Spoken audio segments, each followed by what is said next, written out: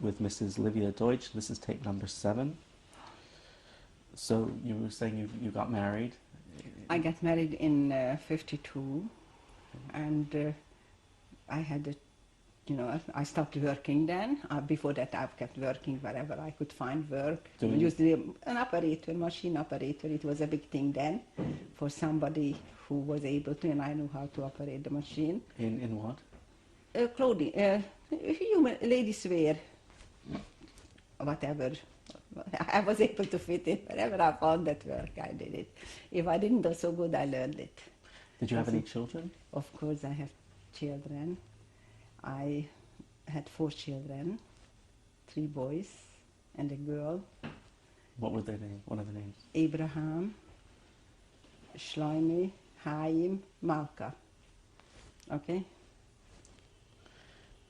Did you ever go back to your hometown? On a visit, but at least 25 years after the liberation. I believe at that time, I think I was 40 years old when I went back. It was a strange thing to go back after so many years, and I remember the feelings.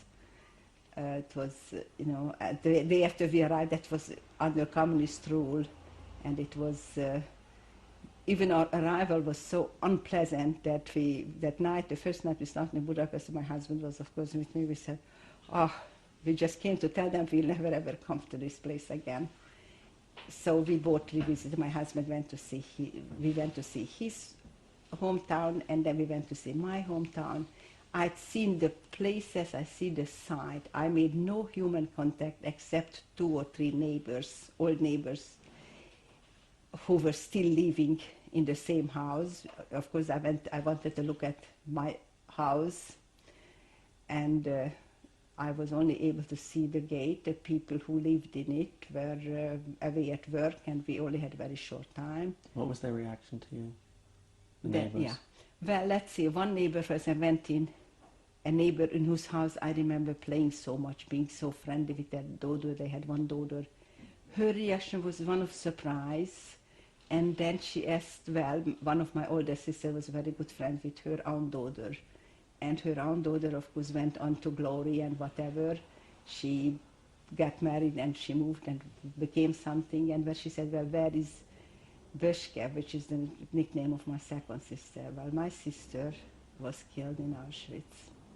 And my sister was a brilliant girl, an excellent student, talented, capable.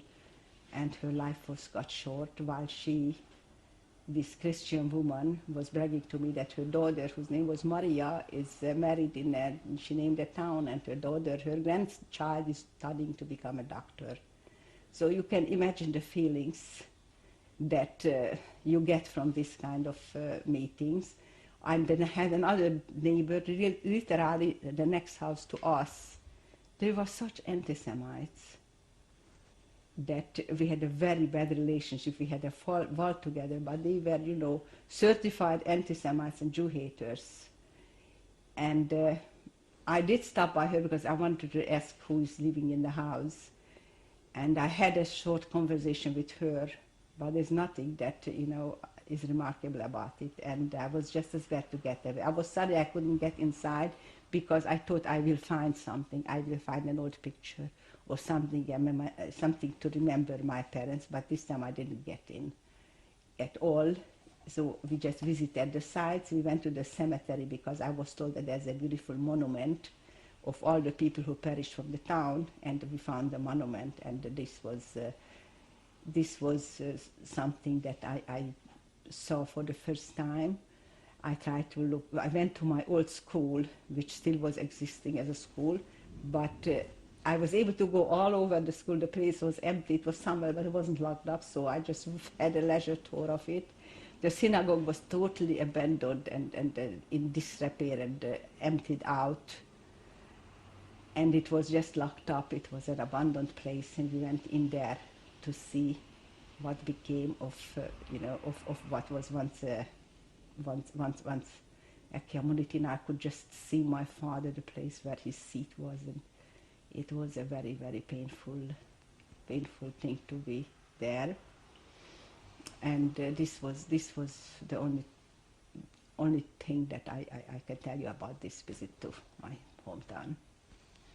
Are you still a practicing Orthodox Jewess? Yes. Many people would not expect someone to have lived through your experiences during and after the Holocaust and still remain a religious person. What was the nature of your outlook during the experiences you faced in the camps and afterwards? How did you view God, and what has maintained your faith? I will only answer to the last one, what is maintained my faith. I will not, because the first two questions are too, I wouldn't be able to pinpoint what was my view of God or things like that. I took this pretty much granted. That was part of my life.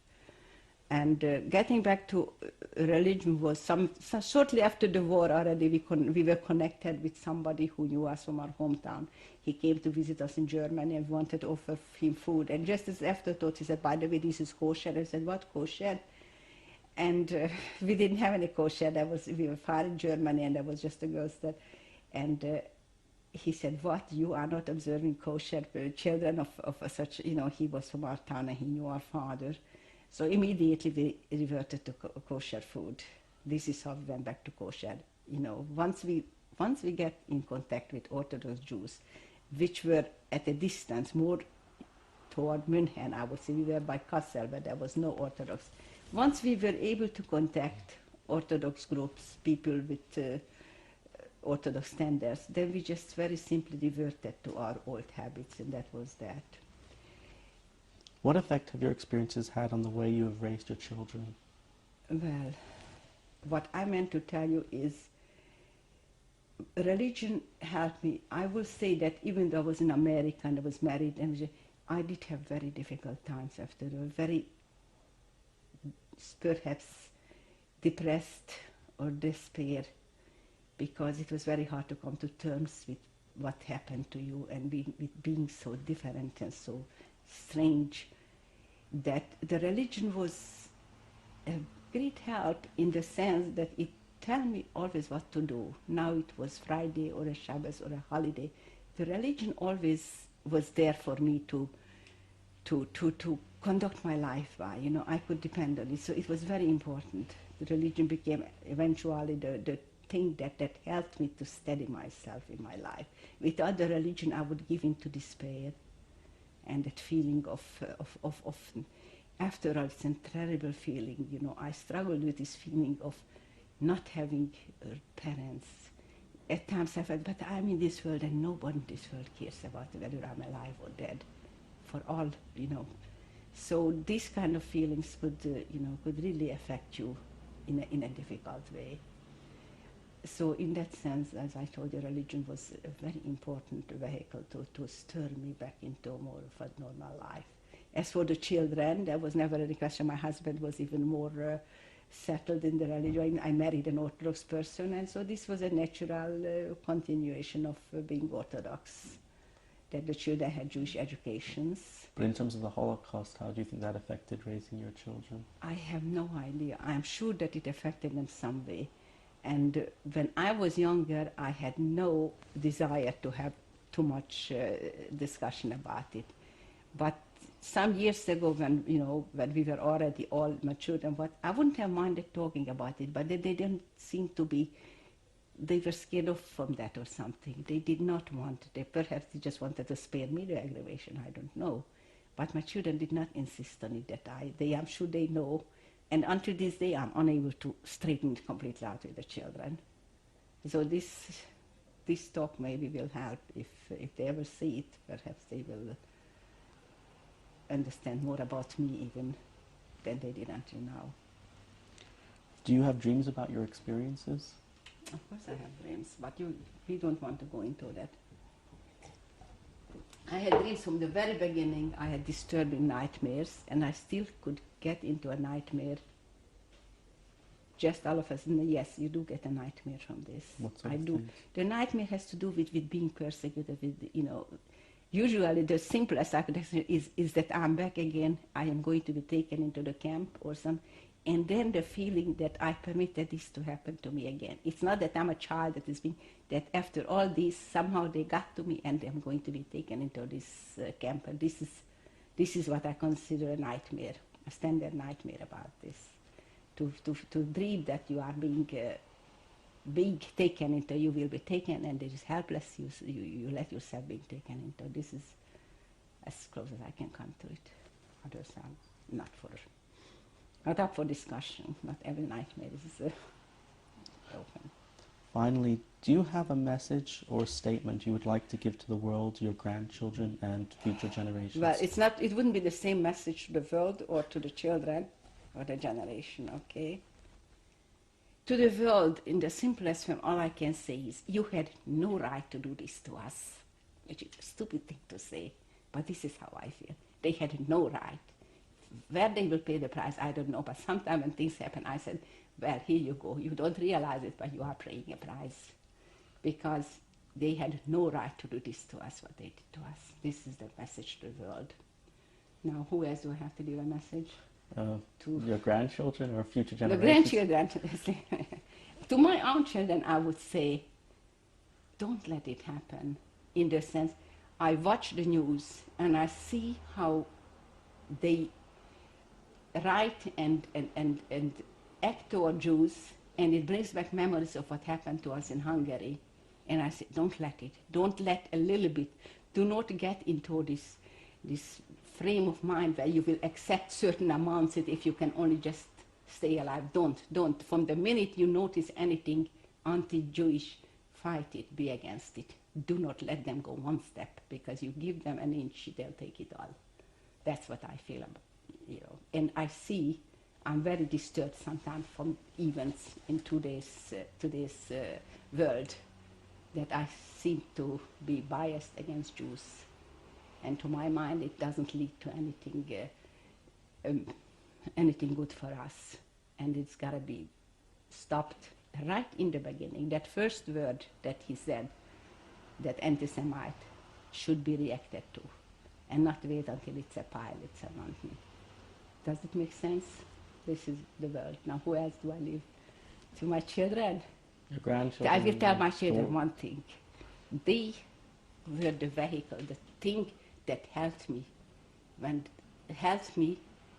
to go on with my life. Truly, for the children, I could go on. But for this reason, they were the thing that brought me back into my life, back into life. My children. That's how much they would mean to me. Mrs. Deutsch? Yeah. Thank you very much. You're welcome.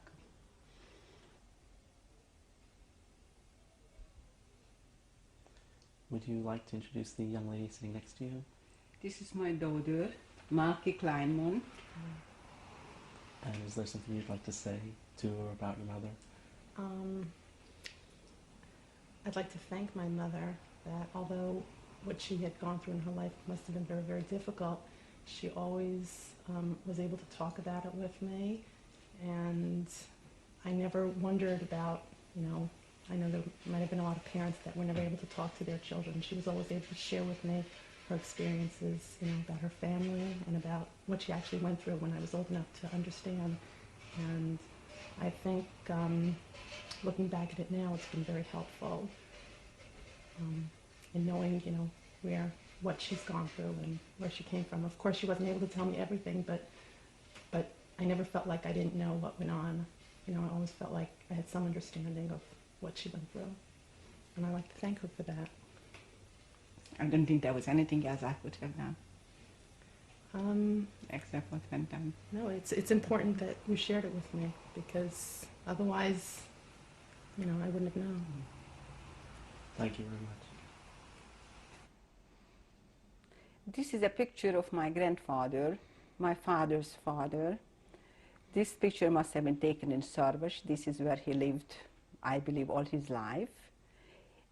It came to me probably from my uncle, who did survive. One uncle survived the war and had some of the pictures with him. And what was his name? His name was Chaim Schwartz. Oh, you're going to tell me. This is a picture of my grandmother, my father's mother, also taken in Sarvas sometime before the war. Her name was Schendel. Her maiden name was Margaretten. Mm. This is the copy of a very old picture of my father. He was a soldier in the First World War. He's standing in the third boat from the right. In the back, there's a little dot where he marked a space, and that is him. His name is Salomon Schwartz. And this picture was taken in Prague in 1916. The date is on the back of the picture. This is a picture of my family before the war. I will describe the people. Right in the top is my oldest sister, Rosa Schwartz. To the left is my father. Next to him is my sister, Erzsébet. Next to her, my mother, Stefania. Okay, now I go to the bottom row. I am right there in front of my father. That's Livia Schwartz. Next to is my younger sister, Eva. Next to her, another sister, Margit. The only survivors are me and my oldest sister. And where was this taken? This was taken in our own house. I remember the occasion. And what was the year? It seems to me that I was still pretty young. It may have been 1935 or 36. This is a picture taken in front of our house. In it you will see my oldest sister. I am on the left, and my youngest sister. What are their names? My sister's name is Rosa Schwartz. I am Livia, and my younger sister's name is Eva. This was taken probably around 1940. And the both of us, we are both survivors. My little sister perished in Auschwitz. This is a picture of my father with some of his students, taken probably around 1940 or 42. My father's name is Salomon Schwartz. The picture was taken in front of the school where he was a teacher. The students' names I do not remember anymore. I may have known them as children, but their names I don't know. How did you receive the photograph?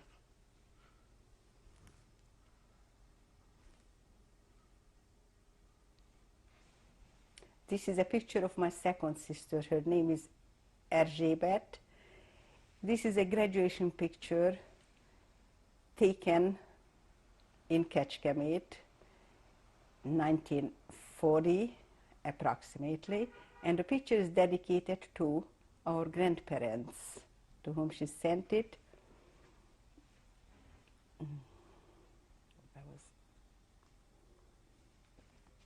This is a picture taken in Germany, 1945, a few months after our liberation, and I am actually the one at the right end. I am Livia Deutsch. My sister, Rose Spitzer, today, Rose is next to me. Next to her is Hella Gross, our first cousin with whom we were always together. And the fourth person is a close friend, Maria Schumann. And where was this taken? When? Where? This was taken somewhere in Ziegenhain in Germany in 1945, I believe still within the year 1945, after the liberation. This is a picture taken in Austria, I think in the neighborhood of Salzburg.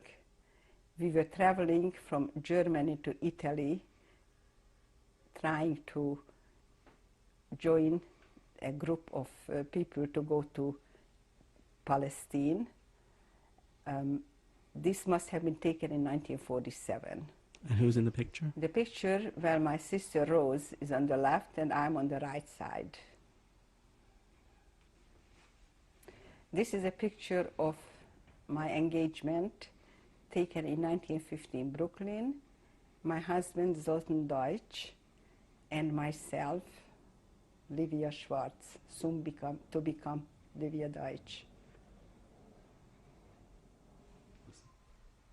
This is my oldest son, Abraham Deutsch, on his wedding day to Rachel Deutsch. The picture was taken in Brooklyn, 1986, February 9. This is my son, Shlomi Deutsch, on his wedding day in Brooklyn, March 18, 1979. His wife's name is Fredi. Her maiden name was Framowitz.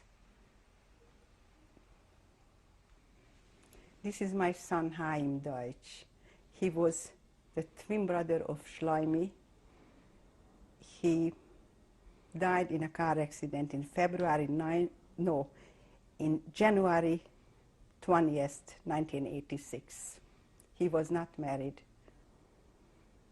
This picture was taken at his brother's wedding. This is a picture of my daughter, Malka, on her wedding day about 14 years ago. The wedding took place in Brooklyn, and she's married to Yahil Kleinman. They now live in Monsey. This is a picture of my grandchildren taken, I believe, for our 40th wedding anniversary. The children surprised me with it, and it's one of my favorite. It was taken in Brooklyn, and I will start from the left top. It's Esti Deutsch, Heidi Deutsch, Shlomi Kleinman, and Yitzi Kleinman, then Abraham Deutsch, Hani Deutsch. She's holding Baruch, no, wait a second. Yes, she's holding Baruch Deutsch, Baruch Chaim Deutsch. Second row, Ariella Deutsch from my second son, Abraham's children. Ariella Deutsch and Chaim Deutsch. Now we go back to Ruhi Deutsch, Malki Deutsch, Hani Kleinman, and Kuzi Kleinman. These are the grandchildren. I don't have the birth dates at the tip of my fingers. I can tell you the picture was taken in Brooklyn. And since then, this is a couple of years old, we have one more addition to the family.